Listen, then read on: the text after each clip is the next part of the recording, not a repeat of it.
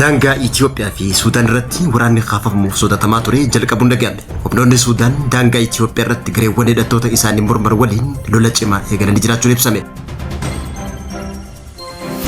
Murteen Kooriyaan kaabaa dabarsitee addunyaa guutuu rifachiisee jira. Murtee kanaanis pirezidaantii biyyattii Kim Joon biyyi kamiyyuu haleellaa irratti fudhattee kan ajjeeftu yoo ta'e, boombii niikuleeraa cimaan battalumatti biyyattii irratti darbitee biyya san barbadeessuu akka dandeettu seera haaraa raggaase. Aktivistiin beekamaan Tigraay sabaan Oromoo raayyaa kan ta'e Tasfaayee Eeggizuu raayyaa TPLF to'annoo jala oolfamuun dhaga'ame. Sababa GPS jalqabeeen xiyyaarri Itiyoophiyaa Maqaleetti imalaa ture of duuba deebi'e. Ameerikaan waraana dhaabbata Israa'el keessa qubsiisuudhaaf yeroo ammaa tana karoora qabachuu dhaga'ame. Daawwattootaa fi hordoftoota Lami miidiyaarraa kanneen amma isin dhageessifne hanga footoo oduu Lami miidiyaati amma bal'ina oduutti aansa.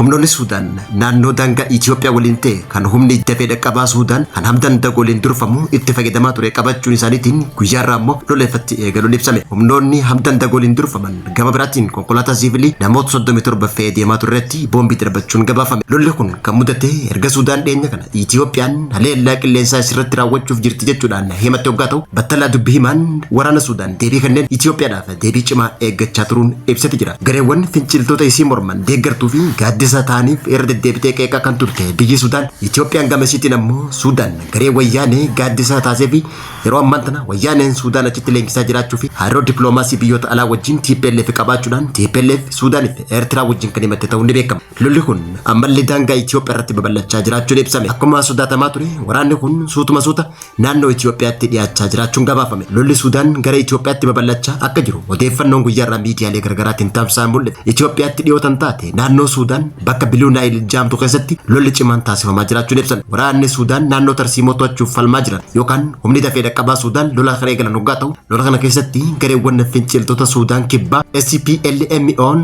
jaaman bakka waraana himeetii waliin hiriiranii jiranitti waraana jalqabuun ibsan. Waraanni Suudaan asoosaarraa deeggarsa argachaa akka jiru maddeen Suudaan gabaasanitti jiran.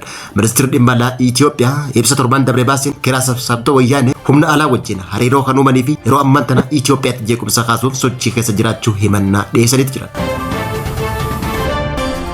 Murteen Kooriyaan kaabaa dabarsitee addunyaa guutuu rifachiisee jira. Murtee kanaanis pirezidaantii biyyattii Kim Joon biyyi kamiyyuu haleellaa irratti fudhattee kan ajjeeftu yoo ta'e, boombii niikuleeraa cimaan battalumatti biyyattii irratti darbitee biyya san barbadeessuu akka dandeettu seera haaraa raggaasiste. Akka imaammanni kun jedhutti Kooriyaan kaabaa murtee kana kan dabarsiteef hoogganaa olaanaa Iraan Ayatullah Ali Khamenei qondaala olaanaa kanneen biroo waliin ta'uudhaan biyya isaanii keessatti waraana waloo Ameerikaa fi Israa'el irratti bananii ajjeefamuu isaanii hordofee taateen kun biyya isaanii akka hin mudanneef ta'uusaa ibsamee jira. Fooyya'insi heeraa mootummaa falmisiisaan kun baatii sadaasaa keessa walgahii seenaa qabeessa yaa'ii uummataa olaanaa Kooriyaa kaabaa irratti murtee kan argate yoo ta'u, Kooriyaan kaabaa murtee ishee kanaan namni hoogganaa isaanii tuqe tokko biyyi isaanii guutumatti boombii niikuleeraa gurguddaadhaan barbadaa'uu akka dandeettu akeekkachiistee jirti. Tajaajilli odeeffannoo biyyaalessaa Kooriyaa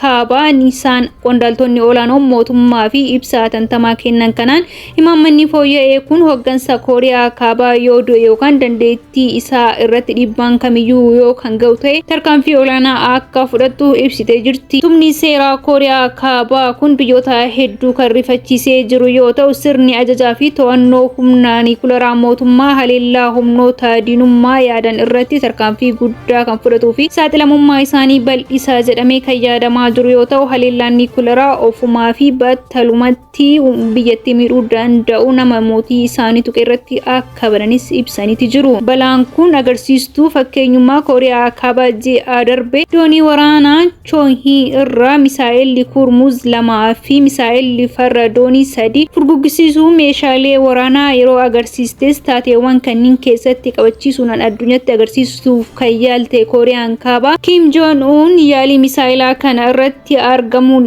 isaanii immoo haalicha addunyaan akka sodaattu taasisee jira. Kana malees akka maddiin oduulee addunyaa garaagaraa gabaasuutti jiranitti Kooriyaan kaabaa qoqqobbiiwwan biyyoonni garaagaraa ishee irra kaa'uuf yaalaniif gurra akka hin laanne himuun biyyi kamiyyuu sochii kamiinuu biyyattii irratti kan taasistuu fi dhiibbaa geessu kan yaaltu yoo ta'e akka of eeggachiisus keessatti ni akeekkachiisa jedhamee jira. Hirri ishee keessatti sarara biyyoonni lamaan akka biyyoota adda addaatti ibsuuf kaasuun ishee kan yaadatame yoo ta'u, Kim Joon haasaa fulbaana 2026 taasisaniin addatti Kooriyaan kibbaa diina jalqabaa kenna jechuun dubbatanii jiru. Dandeettiin niikuleeraa biyyattii sadarkaa itti aanu ceesisuudhaaf kutannoo guddaan kan qaban ta'uu kan himan yoo ta'u, dhuma irratti Kim Joon ifatti Ameerikaan shororkeessummaa mootummaa weeraraa addunyaa irratti dhiibbaa geessaa jiru jechuun dubbatanii jiru. Yeroo wal dhabdeen idila addunyaa cime kanatti Kooriyaan kaabaa yeroo kamiyyuu caalaa Waashingitan fuulatti diinummaa isaanii akka cimuu fi Ameerikaan dhiibbaawwan biyyoota garaagaraa irratti geessitu irraas akka of qusattu Kim Joon akeekkachiisaniiru.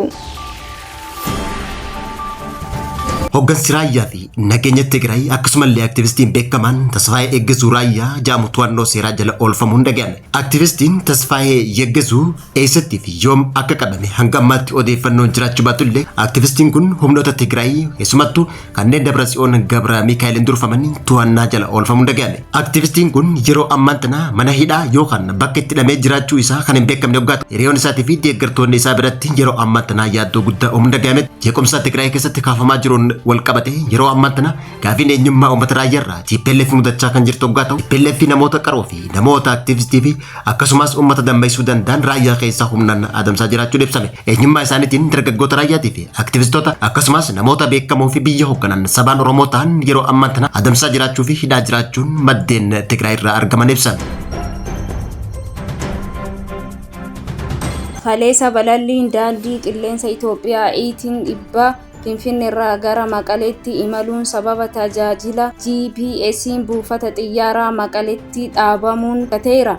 Sababa kanaan imaltoota ishee waliin gara Finfinnee deebi'uuf dirqame. Akka odeeffannoon bal'inaan tamsa'aa jirutti hooggantoonni fi jeneraalonni wayyaanee haleellaa diroonii ittisuuf meeshaalee sirna GPS'n dirooniin bakka isaanii rukutuuf itti fayyadaman jeequu fi carraaqqiin taasifamaa jiru nageenya balallii fi hojii idilee xiyyaarotaa sinfilii jeeqaa akka jiru gabaafameera. Yeroo wallabdiin baajjitu galeessaa keessatti dabalaa jiruu fi gurgurtaan meeshaa waraanaa dabalaa jiru kanatti Ameerikaan waraana dhaabbataadhaan Israa'el keessa qubsiisuudhaaf yaada akka jiru miidiyaaleen idil addunyaa gurguddoon gabaasaa jiru. Miidiyaaleen Israa'elii fi Chaayinaa maddoota nageenya olaanoo wabeeffachuun akka gabaasanitti mariin Ameerikaan loltoota isii dhaabbataadhaan Israa'el keessatti buufachiisuuf tarkaanfii waraanaa naannicha keessa qabdu guutumaan guutuutti jijjiiruun mul'ateeti jira. Israa'el michuu guddoo neetoo hin taane Ameerikaa taatus buufata xiqqaa naannoo Beershaabitti argamurra kan hafe naannoo isii keessatti waraana Ameerikaa bal'aa keessummeessuuf qophii xumuruun dhagame. Gabaasni kun kan bahe yeroo nageenyi naannoo baajjitu galeessaa gara malee hammaachaa dhufee fi deeggarsa waraanni Ameerikaa Israa'eliif taasiftu dabalaa dhufeetti kan mul'ate hoggaa ta'u, xiinxaltoonni siyaasaa waraana baajjitu galeessaa akka ibsanitti tarkaanfiin tun yoo mirkanoofte Ameerikaan balaa naannicha keessatti uumamu ofirraa ittisuu fi madaallii tarsiimoo eeguuf kutannoo yeroo dheeraa qabdu kan agarsiifte jechuun ibsan. Dhimma kanarratti mootummaan Ameerikaas ta'e Israa'el hanga ammaatti deebii gama isaaniitiin mirkaneessan kan hin jirre ta'ullee ibsaniiti jiru. Daawwattoota fi hordoftoota Lammi Miidiyaa irraa oduun yeroo kanaaf qabnu kan hanga ammaatti isin dhageessifne turtii gaarii.